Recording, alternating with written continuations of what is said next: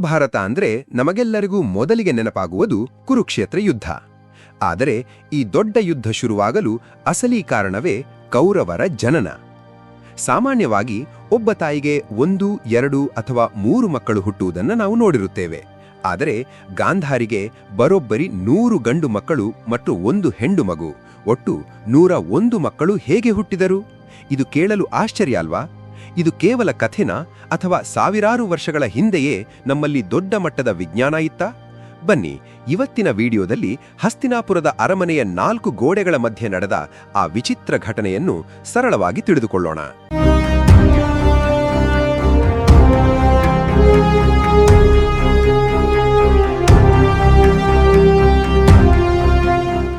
ಕಥೆ ಶುರುವಾಗುವುದು ಗಾಂಧಾರಿಯಿಂದ. ಗಾಂಧಾರಿ ಹಸ್ತಿನಾಪುರದ ರಾಣಿ ಮತ್ತು ಕುರುಡನಾದ ಧೃತರಾಷ್ಟ್ರನ ಹೆಂಡತಿ. ತನ್ನ ಗಂಡನಿಗೆ ಕಣ್ಣು ಕಾಣಿಸುವುದಿಲ್ಲ ಎಂಬ ಕಾರಣಕ್ಕೆ ತಾನು ಕೂಡ ಜೀವನ ಪೂರ್ತಿ ಕಣ್ಣಿಗೆ ಪಟ್ಟಿ ಕಟ್ಟಿಕೊಂಡು ಪತಿವ್ರತೆಯಾಗಿ ಬದುಕುತ್ತಿದ್ದಳು. ಒಮ್ಮೆ ಮಹಾಮುನಿ ವೇದವ್ಯಾಸರು ಹಸ್ತಿನಾಪುರದ ಅರಮನೆಗೆ ಬರುತ್ತಾರೆ. ಆಗ ಗಾಂಧಾರಿ ಅವರಿಗೆ ಅತ್ಯಂತ ಶ್ರದ್ಧೆ ಮತ್ತು ಭಕ್ತಿಯಿಂದ ಸೇವೆ ಮಾಡುತ್ತಾಳೆ. ತನ್ನ ಕಣ್ಣು ಕಾಣದಿದ್ದರೂ ಮುನಿಗಳಿಗೆ ಯಾವುದೇ ತೊಂದರೆಯಾಗದಂತೆ ನೋಡಿಕೊಳ್ಳುತ್ತಾಳೆ. ಅವಳ ಈ ಭಕ್ತಿಯನ್ನು ನೋಡಿ ವ್ಯಾಸರಿಗೆ ತುಂಬಾ ಖುಷಿಯಾಗುತ್ತದೆ. ಅವರು ಗಾಂಧಾರಿಗೆ, ನಿನಗೆ 100 ಜನ ಬಲಶಾಲಿ ಗಂಡು ಮಕ್ಕಳು ಹುಟ್ಟಲಿ ಎಂದು ದೊಡ್ಡ ವರವನ್ನು ಕೊಡುತ್ತಾರೆ. ವ್ಯಾಸರ ಆಶೀರ್ವಾದದಂತೆ ಗಾಂಧಾರಿ ಗರ್ಭಿಣಿಯಾಗುತ್ತಾಳೆ. ಅರಮನೆಯಲ್ಲಿ ಎಲ್ಲರಿಗೂ ಸಂಭ್ರಮ. ಇನ್ನೇನು ಕುರುವಂಶಕ್ಕೆ ಒಬ್ಬ ವಾರಸುದಾರ ಹುಟ್ಟುತ್ತಾನೆ ಎಂದು ಎಲ್ಲರೂ ಕಾಯುತ್ತಿದ್ದರು.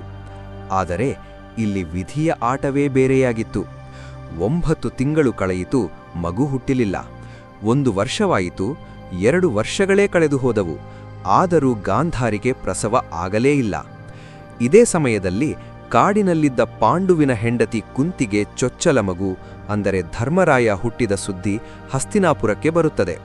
ಇದು ಗಾಂಧಾರಿಗೆ ದೊಡ್ಡ ಆಘಾತ ನೀಡುತ್ತದೆ. ನಾನು ಮೊದಲೇ ಗರ್ಭಿಣಿಯಾದರೂ ನನಗೆ ಇನ್ನೂ ಮಗು ಹುಟ್ಟಿಲ್ಲವಲ್ಲ ಎಂಬ ಅಸೂಯೆ ಮತ್ತು ಸಿಟ್ಟು ಅವಳಲ್ಲಿ ಶುರುವಾಗುತ್ತದೆ. ಆ ಕೋಪದಲ್ಲಿ ಗಾಂಧಾರಿ ತನ್ನ ಹೊಟ್ಟೆಯನ್ನು ತಾನೇ ಬಲವಾಗಿ ಗುದ್ದಿಕೊಳ್ಳುತ್ತಾಳೆ.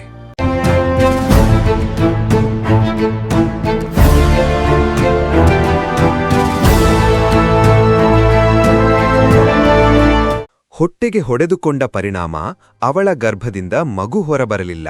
ಬದಲಾಗಿ ಕಬ್ಬಿಣದಷ್ಟೇ ಗಟ್ಟಿಯಾದ ಒಂದು ಮಾಂಸದ ಮುದ್ದೆ ಅಥವಾ ಮಾಂಸದ ಪಿಂಡ ಹೊರಬಂತು. ಅದನ್ನು ನೋಡಿ ಗಾಂಧಾರಿ ಜೋರಾಗಿ ಅಳಲು ಶುರುಮಾಡಿದಳು. ಇದನ್ನು ತೆಗೆದುಕೊಂಡು ಹೋಗಿ ಬಿಸಾಕಿ ಎಂದು ದಾಸಿಯರಿಗೆ ಆದೇಶ ಕೊಟ್ಟಳು. ಸರಿಯಾಗಿ ಅದೇ ಸಮಯಕ್ಕೆ ಅಲ್ಲಿಗೆ ವೇದವ್ಯಾಸರು ಬರುತ್ತಾರೆ. ಗಾಂಧಾರಿಯನ್ನು ತಡೆದು, ನನ್ನ ವರ ಯಾವತ್ತೂ ಸುಳ್ಳಾಗಲ್ಲ, ಅದನ್ನು ಬಿಸಾಕಬೇಡ ಎಂದು ಹೇಳುತ್ತಾರೆ.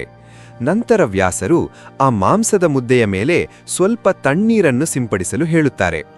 ಆಶ್ಚರ್ಯದ ಸಂಗತಿಯೆಂದರೆ ನೀರು ಬಿದ್ದ ತಕ್ಷಣ ಆ ದೊಡ್ಡ ಮಾಂಸದ ಮುದ್ದೆ 101 ಸಣ್ಣ ಸಣ್ಣ ತುಂಡುಗಳಾಗಿ ವಿಂಗಡಣೆಯಾಗುತ್ತದೆ.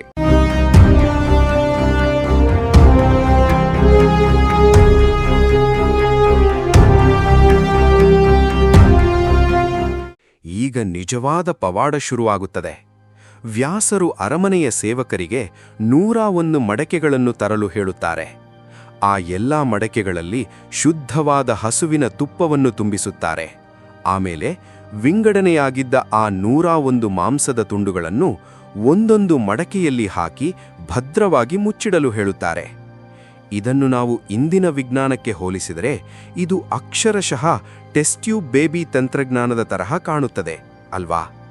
ತಾಯಿಯ ಗರ್ಭದ ಹೊರಗಡೆ ಭ್ರೂಣವನ್ನು ಒಂದು ಕೃತಕ ವಾತಾವರಣದಲ್ಲಿ ಬೆಳೆಸುವ ತಂತ್ರಜ್ಞಾನ ನಮ್ಮಲ್ಲಿ ಸಾವಿರಾರು ವರ್ಷಗಳ ಹಿಂದೆಯೇ ಇತ್ತು ಅನ್ನೋದು ನಿಜಕ್ಕೂ ಹೆಮ್ಮೆಯ ಮತ್ತು ಆಶ್ಚರ್ಯದ ವಿಷಯ. ಮಡಕೆಗಳನ್ನು ಮುಚ್ಚಿಟ್ಟ ಕೆಲವು ತಿಂಗಳುಗಳ ನಂತರ ಮೊದಲನೇ ಮಡಕೆ ತಾನಾಗಿಯೇ ಒಡೆಯುತ್ತದೆ. ಅದರಿಂದ ಹೊರಬಂದ ಗಂಡು ಮಗುವೆ ಕೌರವರ ಹಿರಿಯ ಅಣ್ಣ ದುರ್ಯೋಧನ. ಆದರೆ ದುರ್ಯೋಧನ ಹುಟ್ಟಿದ ದಿನ ಅರಮನೆಯಲ್ಲಿ ಖುಷಿಗಿಂತ ಹೆಚ್ಚಾಗಿ ಭಯ ಶುರುವಾಗಿತ್ತು. ಆತ ಹುಟ್ಟಿದ ತಕ್ಷಣ ನರಿಗಳು ಊಳಯಿಡಲು ಶುರುಮಾಡಿದವು, ಕತ್ತೆಗಳು ಕಿರಚಿದವು. ಇದನ್ನು ನೋಡಿದ ಮಹಾಮಂತ್ರಿ ವಿದುರ ಮತ್ತು ಭೀಷ್ಮರು, ಮಹಾರಾಜ, ಈ ಮಗು ಹುಟ್ಟುವಾಗಲೇ ಕೆಟ್ಟ ಶಕುನಗಳು ಕಾಣಿಸುತ್ತಿವೆ. ಇವನಿಂದ ಮುಂದೆ ವಂಶವೇ ನಾಶವಾಗಬಹುದು. ಆದ್ದರಿಂದ ಈ ಮಗುವನ್ನು ಕಾಡಿಗೆ ಬಿಟ್ಟು ಬನ್ನಿ ಎಂದು ಎಚ್ಚರಿಸಿದರು. ಆದರೆ ಮಗನ ಮೇಲಿನ ಕುರುಡು ಪ್ರೀತಿಯಿಂದ ಧೃತರಾಷ್ಟ್ರ ಅದಕ್ಕೆ ಒಪ್ಪಲಿಲ್ಲ. ನಂತರ ಉಳಿದ ಮಡಕೆಗಳಿಂದ 99 ಗಂಡು ಮಕ್ಕಳು ಮತ್ತು ಕೊನೆಯದಾಗಿ ದುಶ್ಶಲೆ ಎಂಬ ಹೆಣ್ಣು ಮಗು ಹುಟ್ಟಿದಳು. ಹೀಗೆ 101 ಕೌರವರ ಜನನವಾಯಿತು.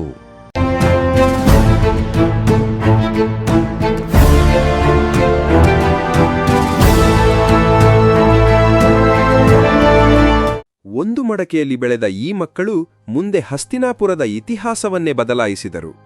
ಮಹಾಭಾರತ ಯುದ್ಧಕ್ಕೆ ಕಾರಣರಾದರು. ಕೌರವರ ಜನನದ ಈ ಕಥೆಯ ಬಗ್ಗೆ ನಿಮ್ಮ ಅನಿಸಿಕೆ ಏನು? ಇದು ಕೇವಲ ಕಥೆಯೋ ಅಥವಾ ಅಂದಿನ ಅತ್ಯಾಧುನಿಕ ವಿಜ್ಞಾನವೋ? ನಿಮ್ಮ ಅಭಿಪ್ರಾಯವನ್ನು ಕೆಳಗೆ ಕಮೆಂಟ್ ಮಾಡಿ ತಿಳಿಸಿ. ಈ ವಿಡಿಯೋ ಇಷ್ಟವಾಗಿದ್ದರೆ ಲೈಕ್ ಮಾಡಿ, ಶೇರ್ ಮಾಡಿ ಮತ್ತು ನಮ್ಮ ಚಾನಲ್ಗೆ ಸಬ್ಸ್ಕ್ರೈಬ್ ಆಗೋದನ್ನ ಮರೆಯಬೇಡಿ. ಧನ್ಯವಾದಗಳು.